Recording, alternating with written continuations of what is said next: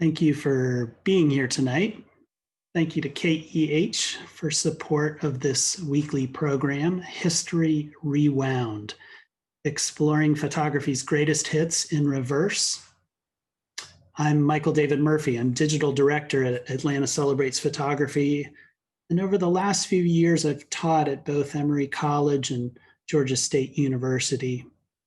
As part of ACP's mostly virtual festival, we thought it would be a worthwhile experiment as a live stream to explore the history of the medium and take the chance to lean into what it is that hooks people on the act of not just making photographs, but looking deeply and appreciating not just what they are, but exploring their makers and the times that shaped their making.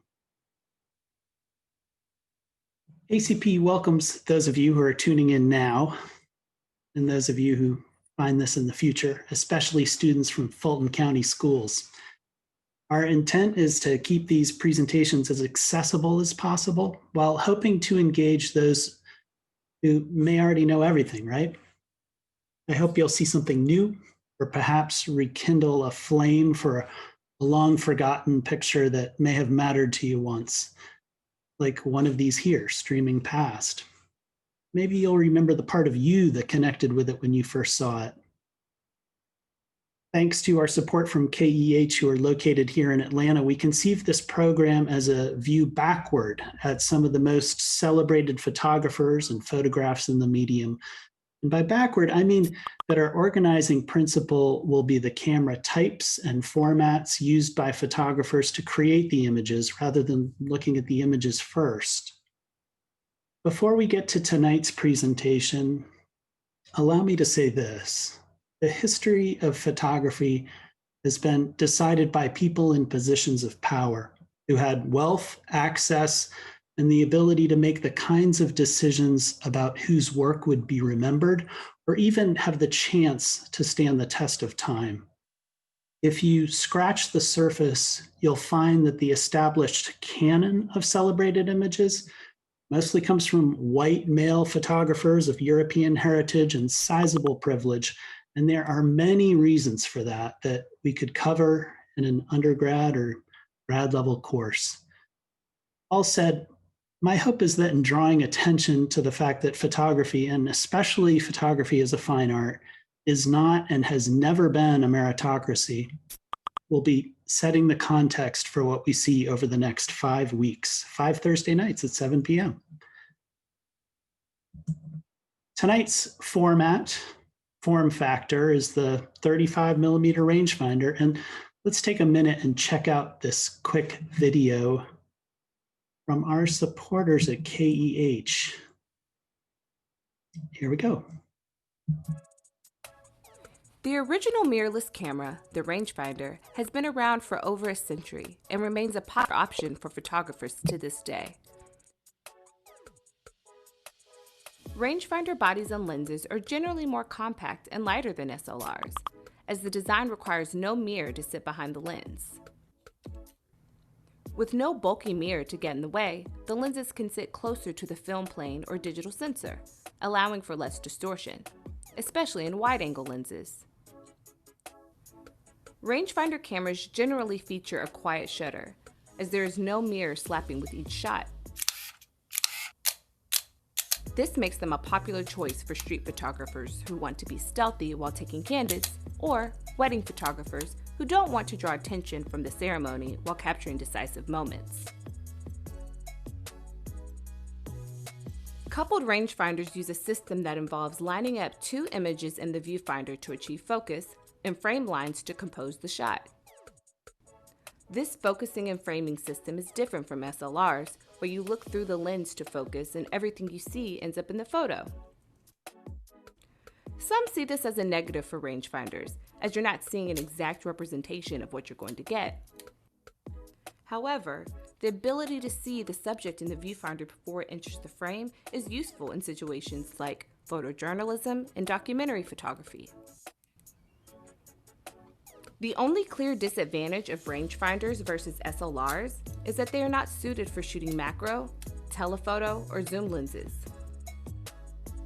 Still, the rangefinder shines when equipped with a lens between 21 and 50 millimeters.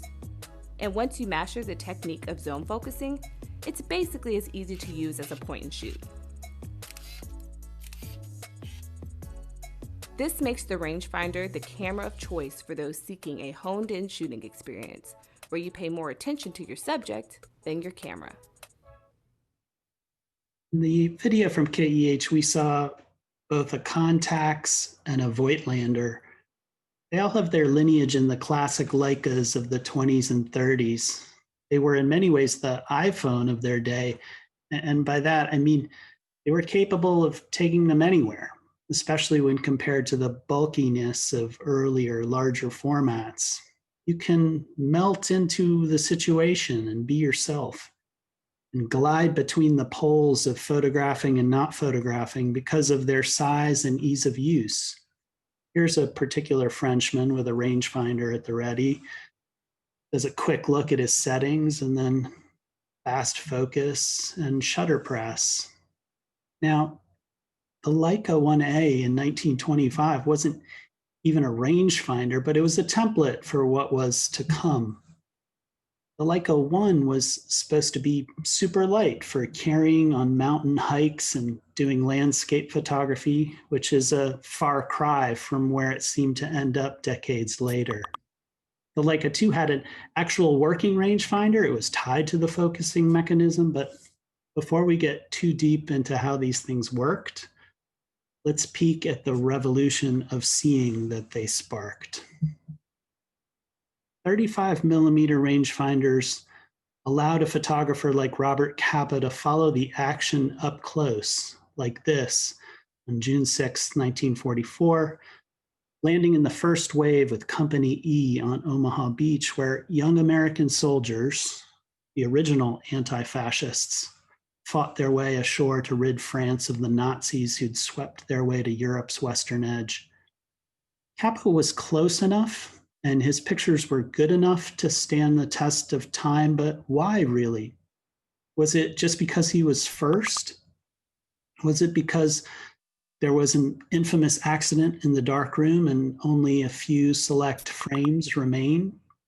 If you look at this particular frame, it's the imperfections that are so memorable.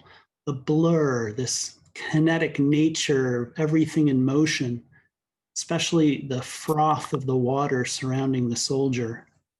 And it's hard to separate the feeling that there's smoke from that actual day somehow embedded in the emulsion of the film itself. For Capa, he was legendarily about getting close enough to subjects. And while there's some optical truth to that, rangefinders had a handheld simplicity to them that seemed to be as much about capturing the particular spirit of a moment as much as legibly rendering it.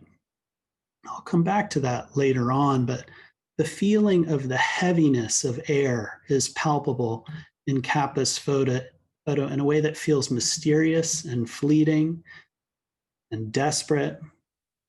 It's something that a photographer in the second wave might have missed. So by way of example, here's a much more steady, practiced photograph from United States Coast Guard Chief Petty Officer Robert F. Sargent. It's a larger format than 35 millimeter, and there's an incredible richness and tone and subtlety of detail, and it too renders what that moment must have looked like to Sargent while looking through a finder attached to a lens that opened and fixed that light on film. Sargent's photograph is more of a novel that way, full of incredible tiny details, like the soldier looking to his left as his fellow countrymen wade into the water toward the gunfire. Capa made his images on D-Day with a Contax 2 like this. And while owning a camera like this won't make you a good photographer, it's amazing to think about the kinds of light that passed through that lens into his hands. That lightweight, anything can happen, follow the motion freedom. Another photographer of Hungarian descent like Capa was on the shore of a different body of water, in Liberia 13 years earlier and made this image of a group of boys running into a lake, while the beachside subject was radically different. There was a kind of linkage in the ability to create an everlasting moment in an instant. Martin Munkacci made this photograph, and his work in fashion and photographing sports for news outlets taught him to be close with a much larger speed graphic press camera, which was ungainly, difficult to use comparatively. And it was this photograph taken with that speed graphic that inspired a painter. He was the privileged son of a textile magnate back in France. And this photo kind of single-handedly inspired him to pursue a different kind of photography using the tools that these new handheld rangefinders offered. And with the means to explore the world, that's what Henri Cartier-Bresson did, somehow arriving in every place at the right time, creating an entirely new way of seeing photographically that was coined the decisive moment, and leaving such a sizable archive of influential imagery in his wake. We're still assessing the scope of his success. We could spend this entire program on his output and still find new ways of seeing the work. While his photographs like these are some of the high watermarks of the genre, Cartier-Bresson's work has and will continue to have enough attention to fill museums and books for decades to come. He wasn't just the one picked by gatekeepers, he was undoubtedly one of the best, one of the most proficient. But I thought I'd hone in and spend some more time on two photographers who were directly influenced by Cartier-Bresson in a way that gave them license to explore and visually represent communities and perspectives that hadn't been seen before, their own.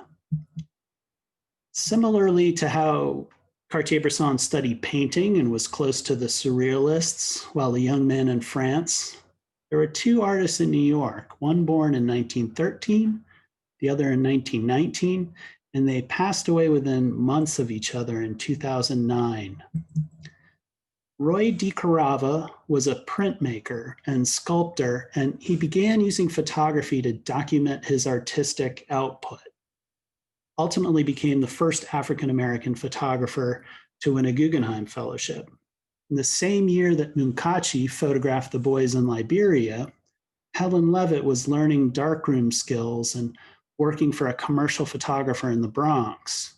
5 years later, she was tagging along with Cartier-Bresson while he was shooting in Brooklyn on his way through from Mexico.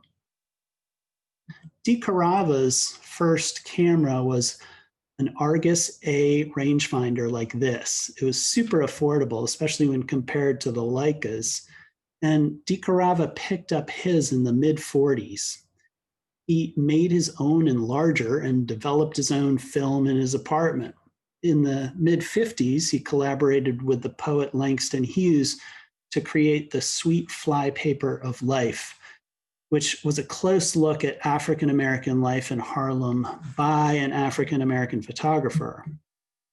And it's this particular frame from the Sweet Flypaper of Life that continues to confound me in the way that Bresson's work offers these glimpses of, things that really happened.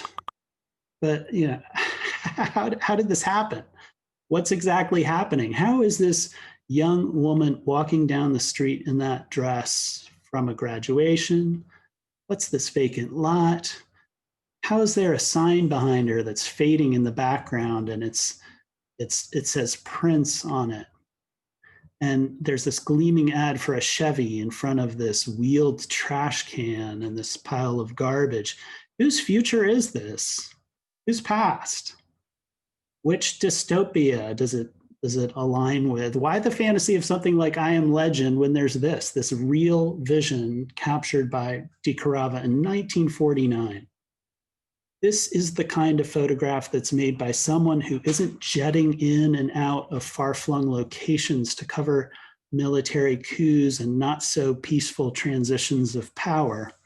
This is the kind of photograph made by somebody who's dedicated to looking and to being there before and after the shutter clicks, which is what this is too, the framing of a foursome.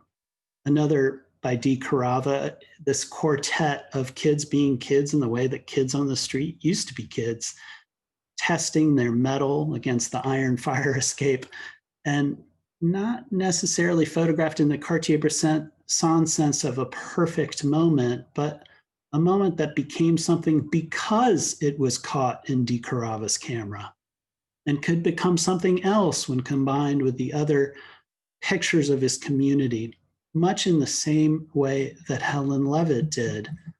Here she is a little earlier, but much the same, kids being kids, just brawling on the OSHA-approved dormer, posting no bills, just being, let's say, William and Robert and little Tony, themselves now deep in their 80s, most likely, still talking about how great New York was back then when they were kids. Kids carrying milk home from the store for mom.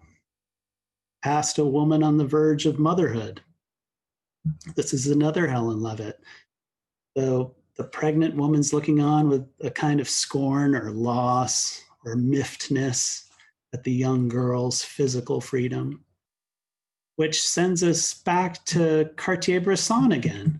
And this boy, proud about his bottles and the duty with which he's retrieving them for his own mother, perhaps, the 2 bottles still corked and ready to pop. And it's just another street scene, another country, another time, but Cartier-Bresson is there close, a few feet away. He's ready to catch it and make it right. And by right, I mean there's 1,000 ways this falls apart.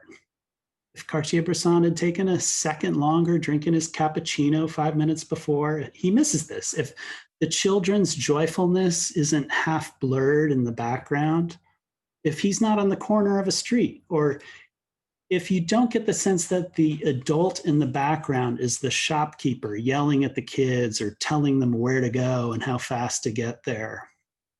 If the boy isn't walking down the street with his chin jutting out just so the whole time, it's the photographer who's there to cement the passing moment, the pride on the celluloid. It's a seventh sense, perhaps, honed to a really sharp edge here, but also gleaming in Carava and Levitt, and even on back to Kappa and on through to Winogrand and Paul Fusco and even Jamel Shabazz, carrying on the tradition of a local New York community photographer seen here with a later version of Kappa's Contax camera.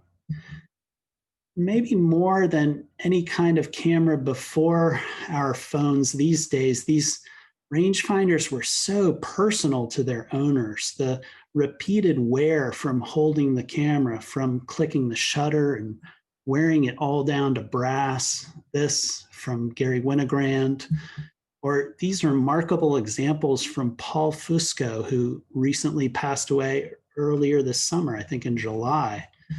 His collection of Leicas, a testament to his personal connection, not just with the proximity of his subject, but the literal sweat of the effort, yielding photographs most memorably of an America brought together in mourning in June of 1968 for the funeral train of Robert F. Kennedy, all taken from the back of the slow-moving train car bearing his casket. And while Fusco was moving down the tracks and panning with motion, the edges of the frames kind of fade into blur. Americans bound by grief, looking at their lost leader, with Fusco's Leica in the middle, the look of a long-lost America, perhaps, one united out of respect and empathy and love, not just for country, but for each other. and the future suddenly now derailed.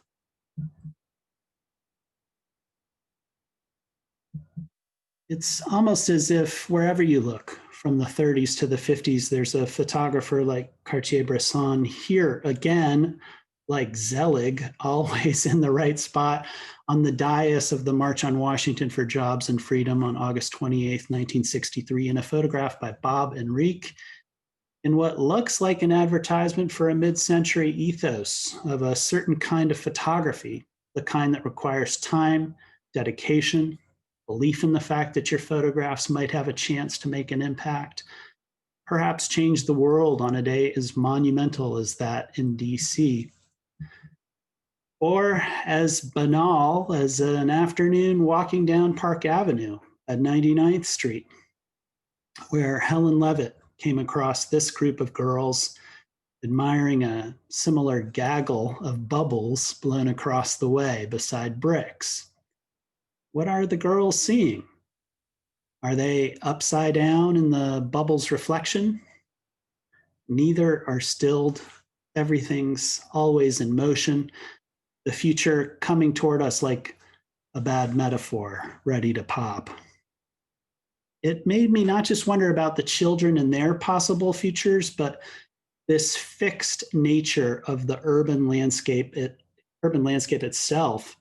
So many pedestrians and photographers, and still so much is the same. Is this still here? Could I find the spot? Might a robotic camera with 8 20 megapixel sensors fitted atop a Subaru Impreza have possibly photographed this place in a way that could create some satisfaction that all these decades later, at least the bricks remain? I figured the pattern of stacking and arranging the bricks would be unique, more of a lasting tell than the pavement's variability. Those blocks of granite, I assume, I'm not a structural engineer, would be unique as a thumbprint, or the grain contained in a single frame of 36 by 24 millimeter black and white film. And I found a pattern that distinguished itself a little more than the rest, along with a few other clues as to exactly what might distinguish this section of the wall from any other. So just below the top 2 rows, these top 2 rows kind of remain steady throughout the picture.